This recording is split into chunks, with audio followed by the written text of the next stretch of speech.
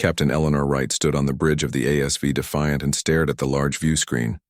The stars looked peaceful from here, at the edge of human space. But she had been in the Space Force long enough to know that peace could end at any moment. "Captain, I'm picking up an unusual signal," said Communications Officer Frank Miller. His fingers moved quickly across his control panel. "It's coming from the Epsilon system, nothing like our usual patterns." Eleanor walked over to his station. "Show me."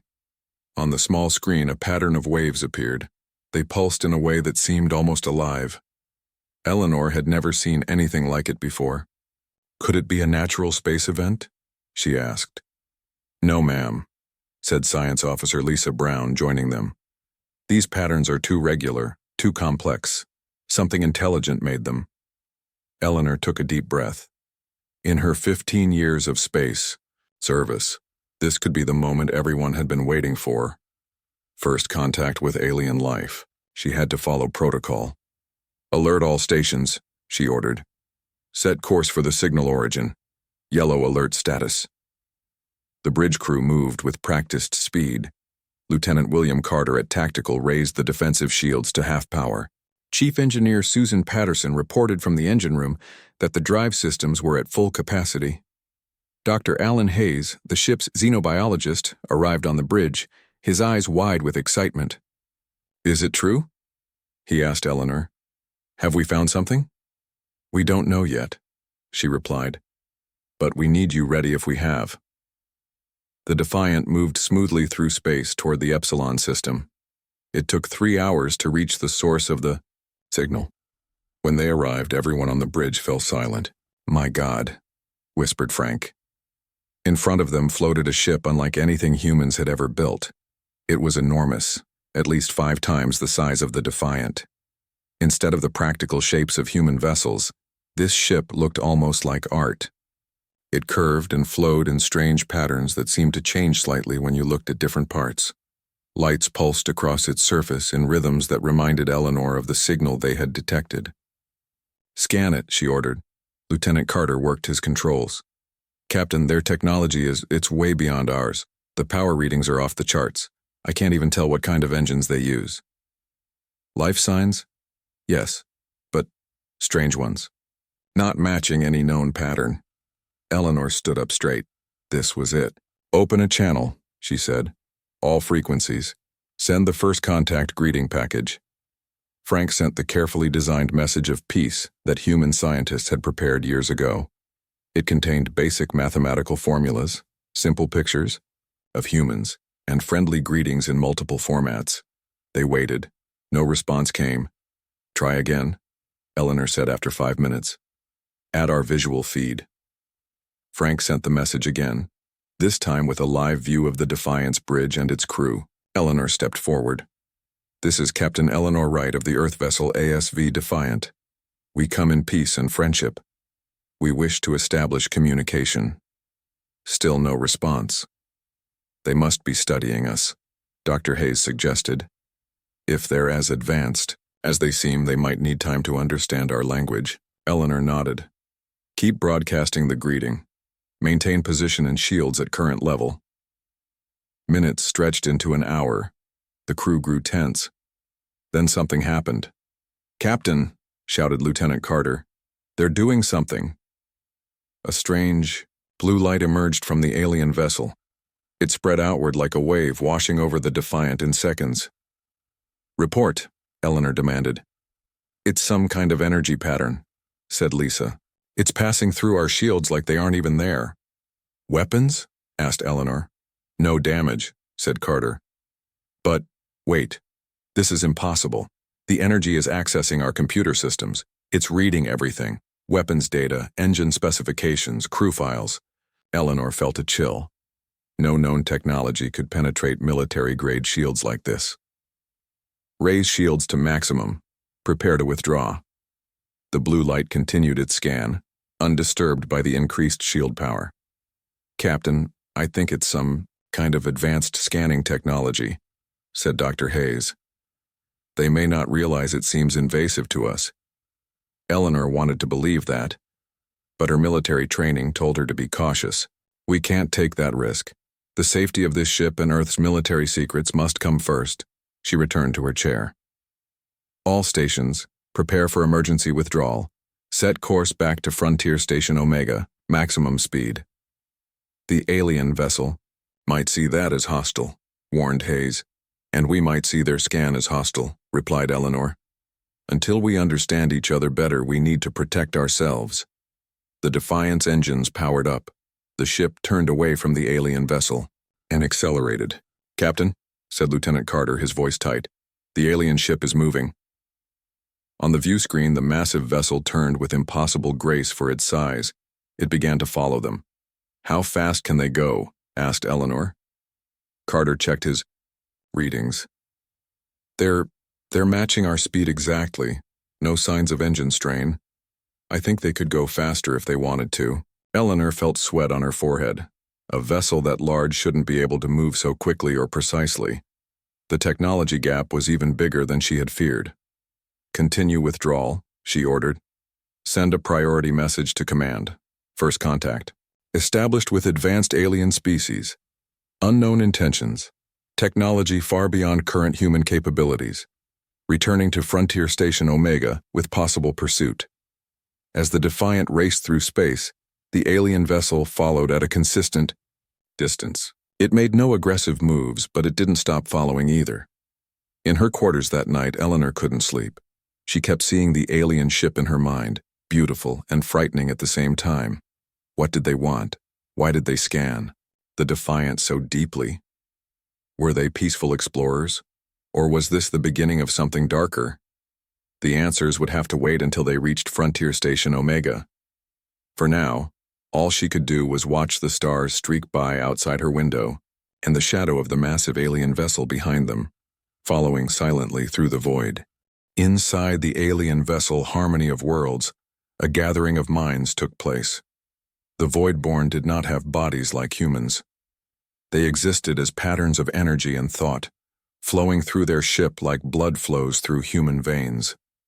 When they needed to communicate with each other, they formed temporary centers of consciousness in special chambers. 7 such centers now pulsed with light in the main decision chamber. They represented the leadership council of this exploration vessel. The new species reacted strangely to our greeting, said First Observer, its thoughts appearing as complex patterns of light. They have moved away at their highest speed. Did our scan harm them? Asked Life Studies, concerned. No, said Technology Analyst. Their systems are primitive but sturdy. Our greeting scan was gentle. We only took basic readings to understand their nature. In the center of the chamber, a hologram appeared. It showed the human ship Defiant in perfect detail. The Voidborn could see inside it, watching the humans move about in their duties. They are individuals, noted biology specialist with interest. Separate beings working together. No shared consciousness like ours. Their technology is simple, added Technology Analyst. They use physical controls and speak with sound waves. Interesting that they advanced to space travel with such methods, though leader of the council elder voice pulsed with a deeper light. Their reaction suggests fear. They raised energy barriers when they saw us. Then they increased these barriers during our greeting scan. Fear of the unknown is common in young species, said Historical Memory. In our archives, most early contacts show similar patterns. What concerns me, said Defense Monitor, usually the most cautious voice, is their vessel's purpose. Our scan detected weapons systems. This small craft carries enough explosive power to destroy a small moon. The council lights dimmed slightly in concern. Are they a danger? Asked Life Studies.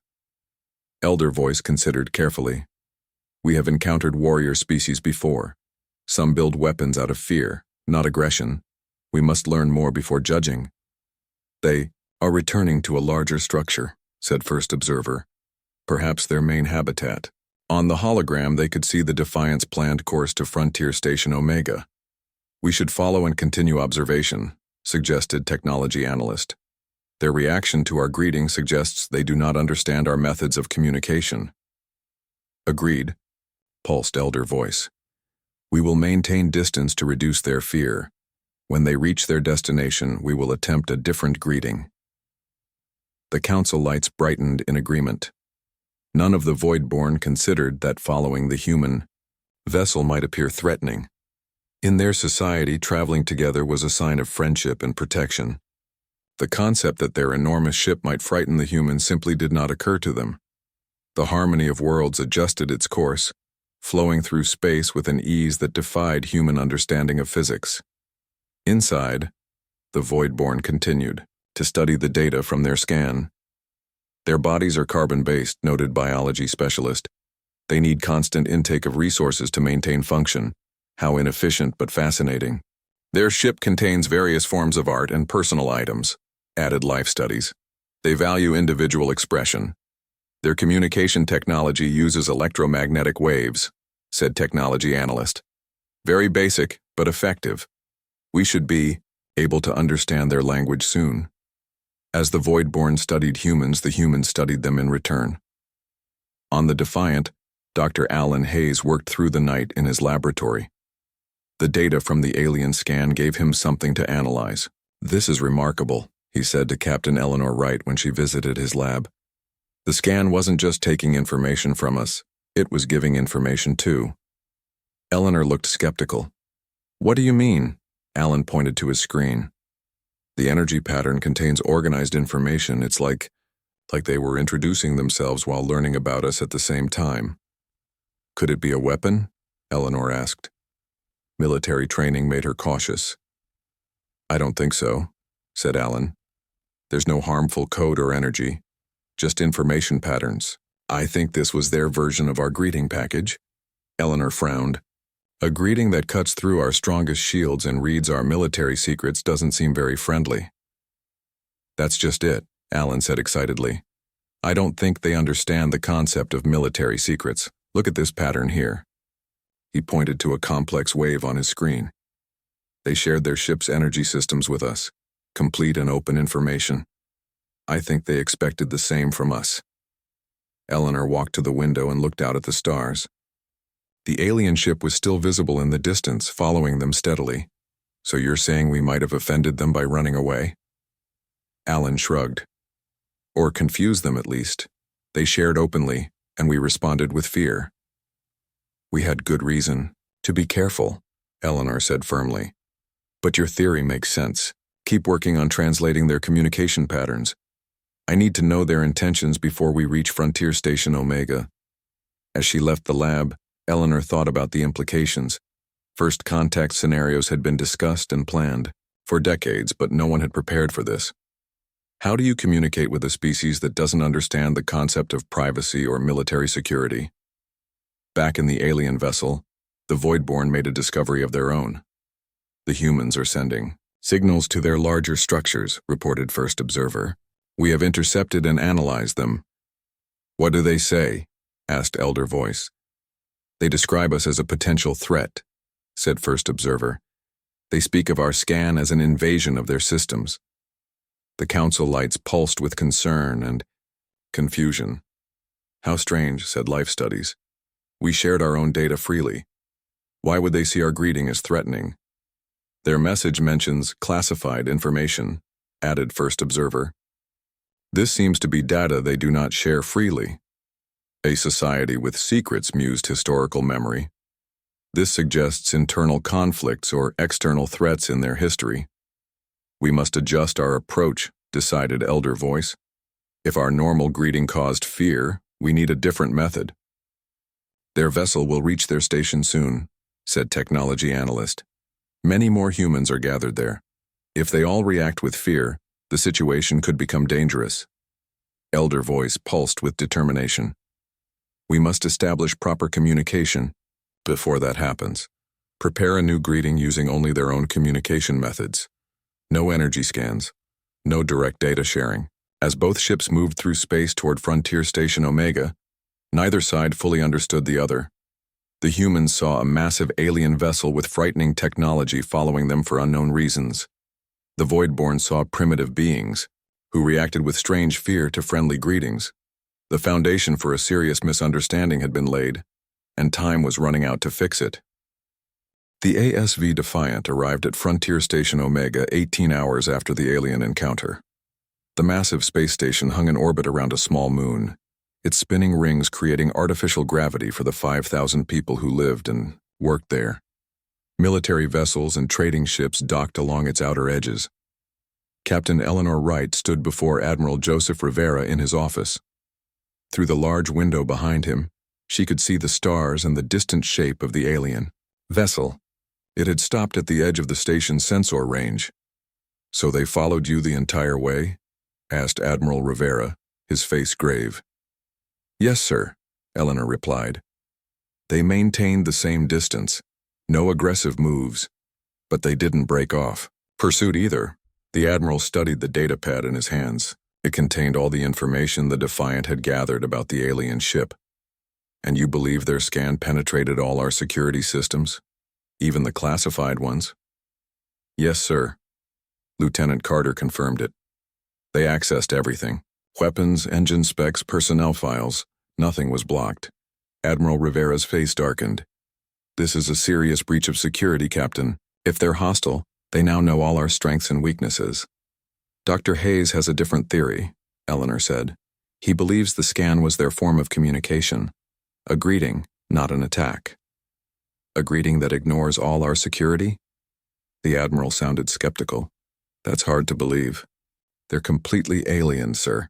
Their technology and biology seem nothing like ours. They might not understand our concepts of privacy and security." Admiral Rivera stood and walked to the window. The alien ship was barely visible, a tiny dot of light among the stars. "Whether it was a greeting or not doesn't matter now," he said firmly. "The fact remains that they possess technology that makes our best defenses useless. I need to report this to Earth Command immediately." As the Admiral turned away, Eleanor felt a sense of unease growing inside her.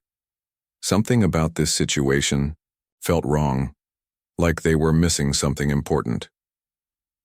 Back on Earth, the news spread quickly.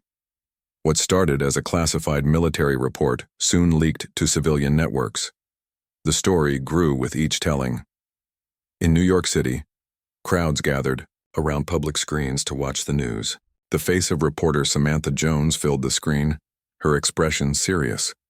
Sources within the Space Force confirmed that an alien vessel of enormous size has been encountered near Frontier Station Omega, she said. The alien technology is reported to be far beyond current human capabilities, with the ability to bypass our strongest military defenses. In a bar in Chicago, factory worker Henry Phillips watched the news with growing concern.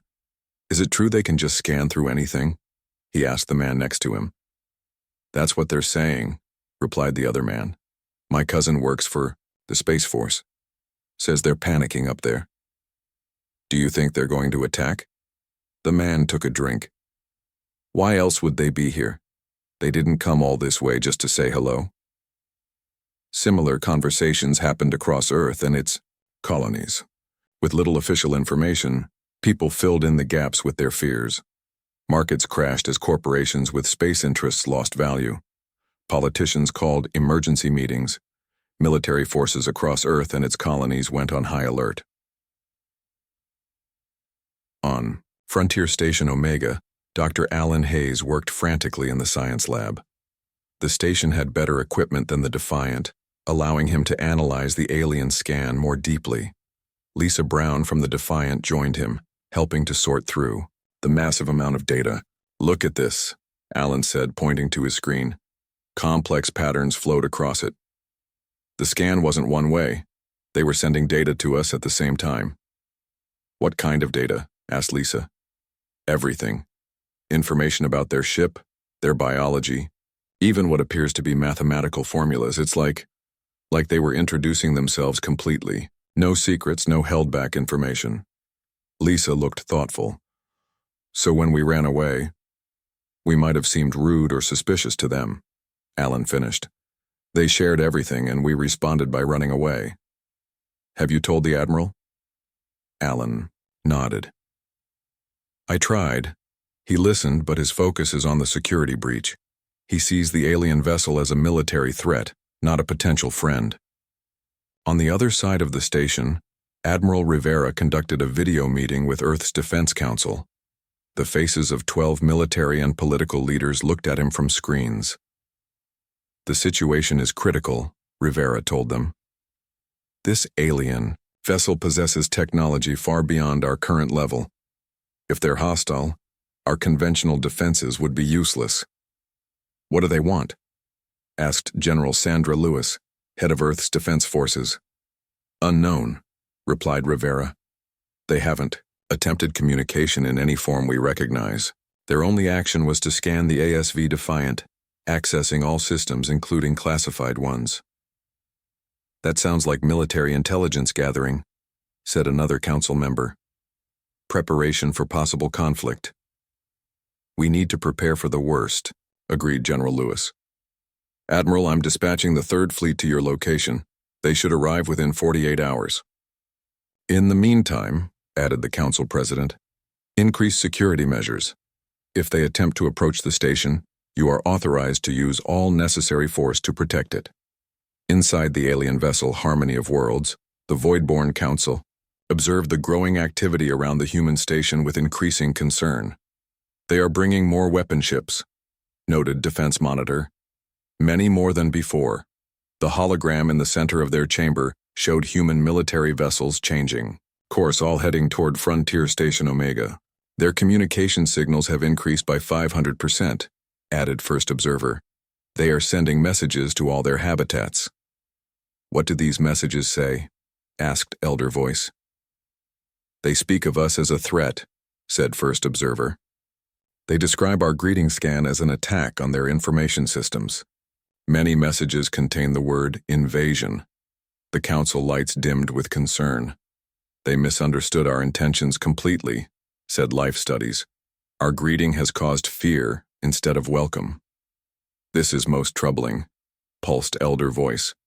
In our history, fear often leads to violence. Should we withdraw? Asked Historical Memory. Perhaps give them time to calm their fears? No, decided Elder Voice after consideration. Leaving now might increase their fear. They might think we go to gather more ships. What should we do then? Asked Technology Analyst. We must find a way to communicate clearly, said Elder Voice. These humans do not understand our methods. We must try to understand theirs. Back on Frontier Station Omega, Dr. Alan Hayes made a breakthrough.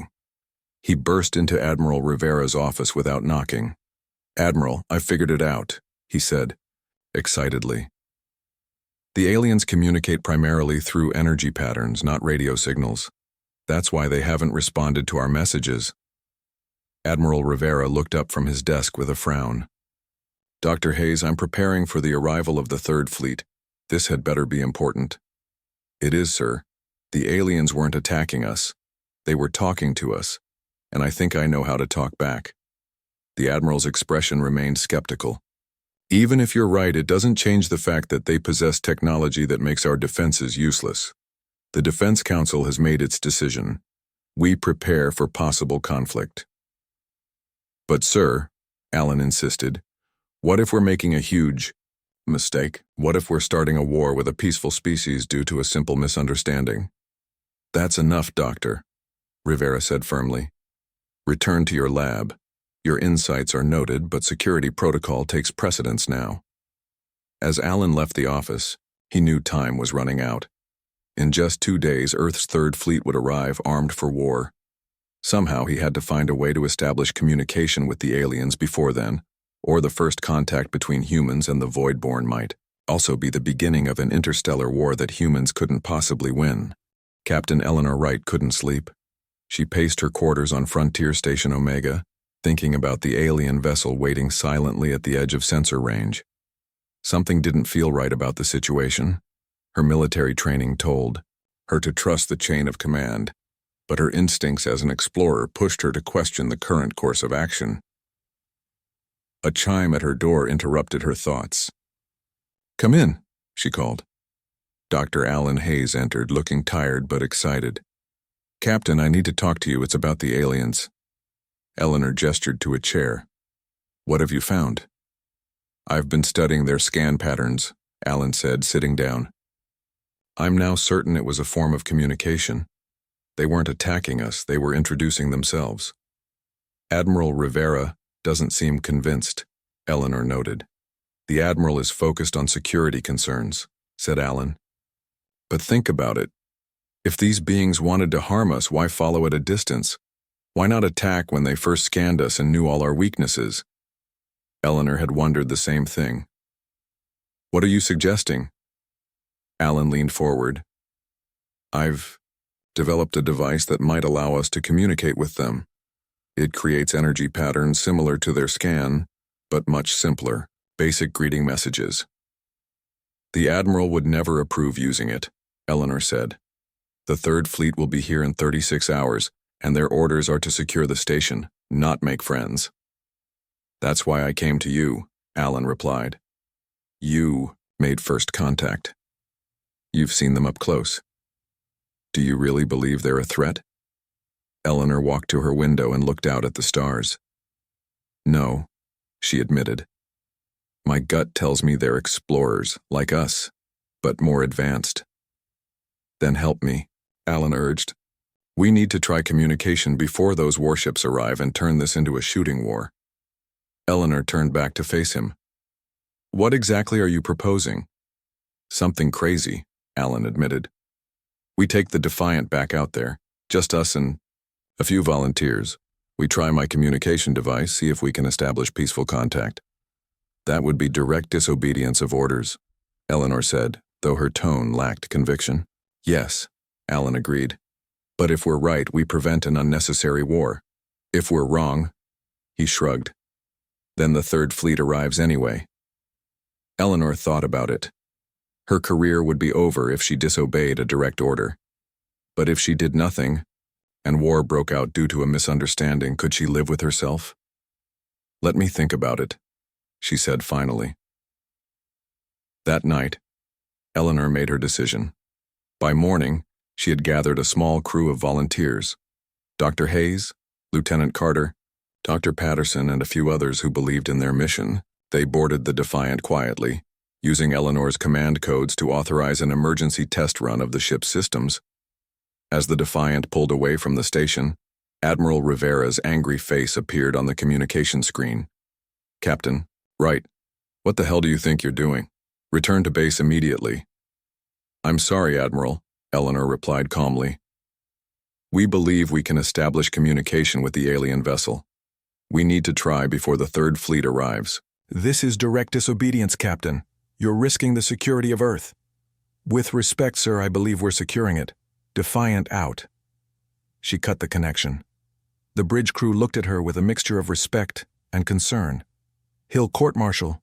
All of us when we get back, said Lieutenant Carter. If we get back, added Susan Patterson from engineering. Those aliens might not be as friendly as we hope. Eleanor nodded. Everyone here volunteered knowing the risks. Let's make it count. The Defiant approached the alien vessel slowly. As they drew near, Alan activated his communication device. It sent out pulses of energy in simple patterns, mathematical sequences that any intelligent species should recognize. Now we wait, he said. They didn't wait long. The massive alien vessel began to glow with soft blue light. Then, to everyone's surprise, a beam of energy shot out toward them. Shields up, ordered Eleanor by instinct. Wait, Alan cried. It's not a weapon, look.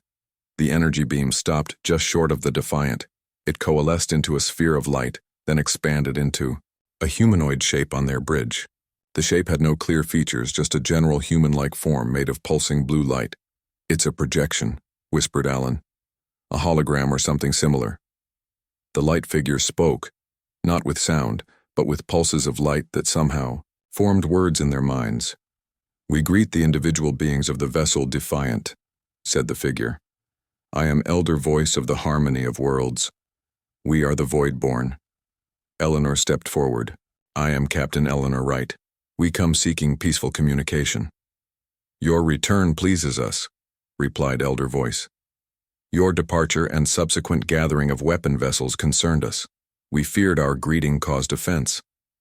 Your greeting was unexpected, Eleanor said carefully. Our species values privacy and security. Your scan accessed information we usually keep protected. The light figure pulsed in what seemed like surprise. Privacy, protected information, these concepts, are unfamiliar to us. The Voidborn share all knowledge freely among ourselves. We expected the same from you. Alan stepped forward. Your species has a collective consciousness, doesn't it? You think as one. Yes and no, replied Elder Voice. We are many minds in one harmony.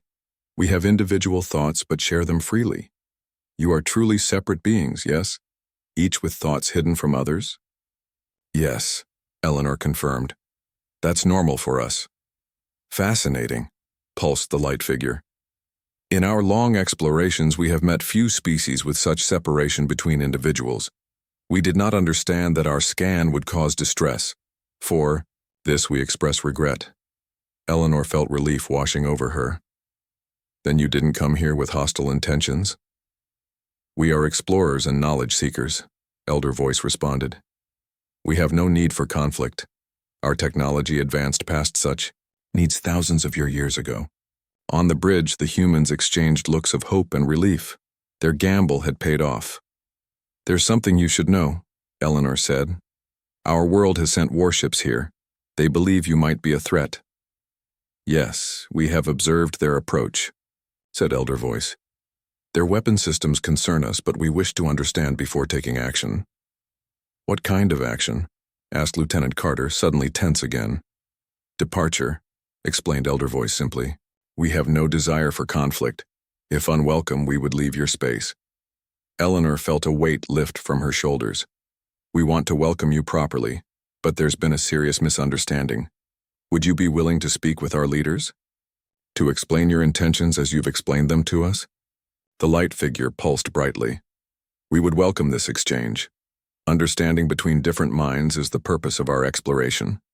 As they began discussing how to arrange proper communication, a new alert sounded on the Defiance control panel. Captain, said Lieutenant Carter, 3 ships have just left Frontier Station Omega. They're heading toward us. Eleanor checked the scanner. Admiral Rivera must have sent them to bring us back. There is another vessel approaching from far distance, added Elder Voice, gesturing to empty space. Suddenly, a holographic display appeared, showing a large ship moving rapidly toward their position. It does not match the design of your other vessels. Eleanor studied the image with growing concern. That's not one of ours. It must be from another human faction. There are some independent colonies that don't recognize Earth authority. They are powering weapons, observed Elder Voice calmly. Eleanor straightened her uniform. They had succeeded in making peaceful contact with the Voidborn, but now faced a new complication. Someone else had learned about the aliens, someone willing to fire the first shot. Elder Voice, as a sign of our new understanding, would you allow us to handle this situation? To show that not all humans resort to violence first? The light figure pulsed in what Eleanor now recognized as consideration. We will observe your methods with interest, Captain Eleanor Wright. Perhaps in this way we will learn more about the true nature of humans. The unknown ship moved closer, its weapons still powered and ready to fire. On the Defiance bridge, Captain Eleanor Wright made quick decisions. Lieutenant Carter, open a channel to that vessel, she ordered. Channel open, Carter replied moments later. This is Captain Eleanor Wright of the Earth vessel ASV Defiant. You are approaching a first contact situation with an alien species. Power down your weapons. We've established peaceful communication. The response came quickly. The voice, hard and angry. This is Captain George Harding of the independent colony ship Retribution. We will not be fooled by alien tricks. Our long-range scans show they've already compromised your systems. Stand aside, Captain Wright. We'll handle this threat. Eleanor looked at the holographic form of Elder Voice, still standing calmly on their bridge. They won't listen, she said. They're afraid. Fear is a common response to the unknown, replied Elder Voice. We have seen this many times.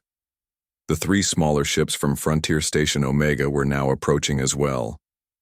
Admiral, Rivera's voice came through the communication system. Captain Wright, you are ordered to withdraw from the alien vessel immediately. Colonel Harding, you are in Earth space without authorization. Power down your weapons or face consequences. Eleanor realized the situation was spiraling toward violence. Admiral, please listen. We've established communication with the Voidborn. They're peaceful explorers. This is all a misunderstanding. Captain Wright, your judgment is compromised, Rivera replied coldly. Return to the station now. Eleanor turned to Elder Voice. Can you help us prove your peaceful intentions? The light figure pulsed thoughtfully. We can deactivate our energy systems temporarily. This will show we mean no harm. However, it will leave us vulnerable. Would you be willing to do that? Eleanor asked, surprised.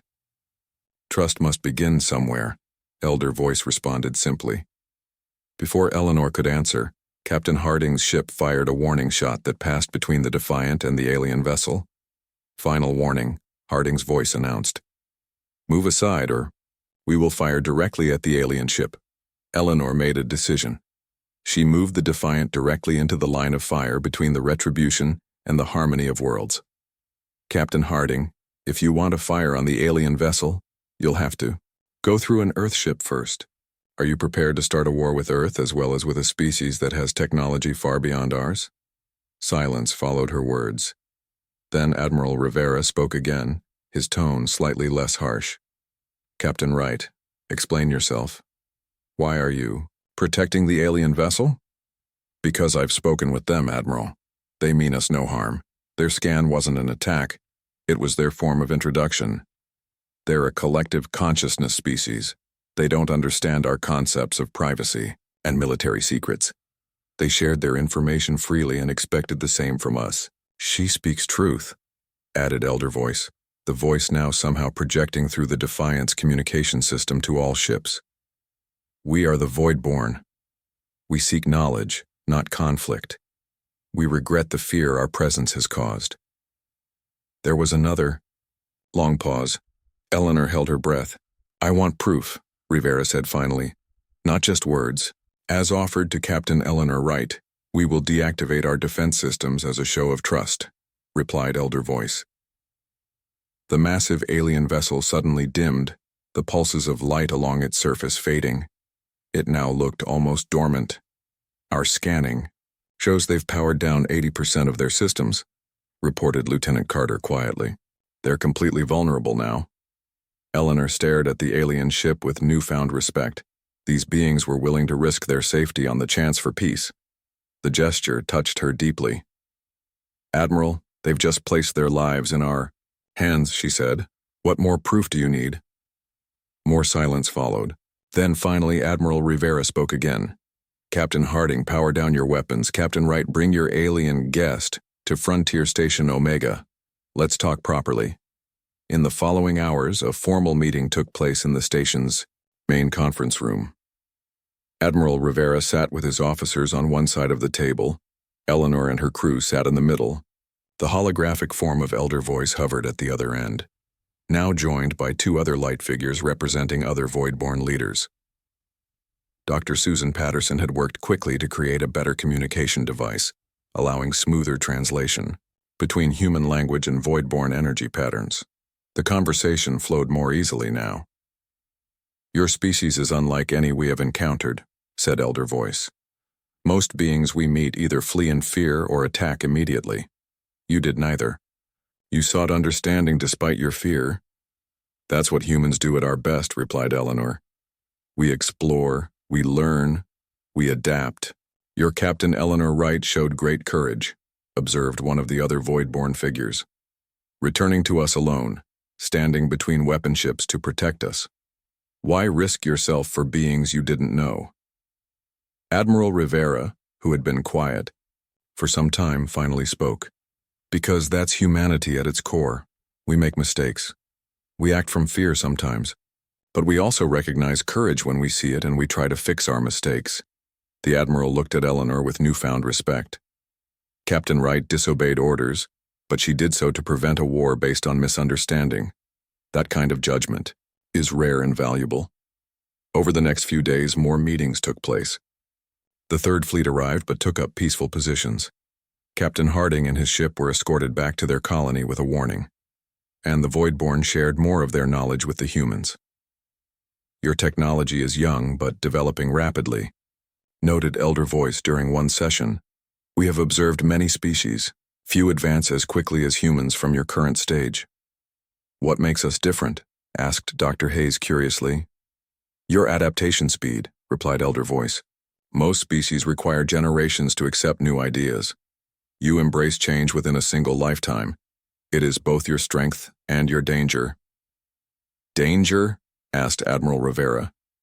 You advance sometimes without understanding consequences, explained Elder Voice. But when you do understand, you adapt again. This flexibility is rare in the galaxy. 1 month after first contact, a formal peace agreement was established between Earth and the Voidborn. The Harmony of Worlds would remain near Earth as an embassy ship, with smaller Voidborn vessels exploring human space under agreed protocols. On the last day before the Defiant departed for its next mission, Eleanor sat in her quarters reviewing the events that had led to this moment. A chime at her door announced Admiral Rivera. "Admiral," she said, standing quickly. "I didn't expect you." Rivera handed her a datapad. "Your new orders, Captain." And this. This was a formal letter. It contained both an official reprimand for disobeying orders and the Stellar Cross, Earth's highest civilian honor for exceptional service to humanity and peace. "The reprimand goes in your file but won't affect your rank," explained Rivera with a small smile. "Some rules need to be bent, but we can't officially encourage disobedience." "I understand, sir." "Thank you." "No, Captain." "Thank you," Rivera said. "Seriously. Your instincts prevented what could have been a disastrous first contact. The Voidborn have already shared medical knowledge that's saving lives across Earth's colonies." After the Admiral left, Eleanor stood by her window, watching the Harmony of Worlds glowing softly in the distance. Its beautiful, strange shape no longer seemed frightening. The final gift from the Voidborn had been perspective. Humans had feared them because of their advanced technology, but the Voidborn had been equally fascinated by humanity's unique qualities, their adaptability, their individual courage, and their willingness to overcome fear in search of understanding. In a vast galaxy full of different minds and beings, perhaps that was humanity's true strength, not the weapons they built or the ships they sailed, but their capacity to reach out even when afraid and find common ground with the truly alien.